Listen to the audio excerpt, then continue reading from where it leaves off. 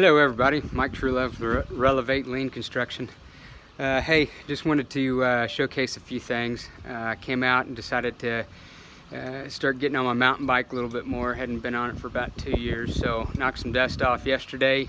Felt okay, came out again this morning, and there was a few adjustments that I felt that I needed to do. And this morning I got out here and realized that I didn't have all my tools with me, and so I kind of looked off to the side and I see this little gym right here. I don't know if you guys can see that, but it's a bike station. It's got all kinds of tools right here. Let's see if you can see those. Anything and everything that you need to make adjustments. But here's the really cool thing.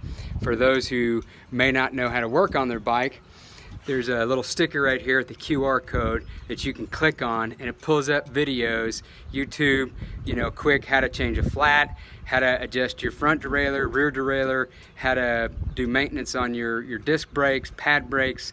I mean, you name it. It's really quick, simple, easy, and continuous improvement, right? It helps me, it helps everybody that comes out here. It's just really cool to see out here in San Angelo, Texas at the state park, OC Fisher Lake. You guys have a great day. See you down the road.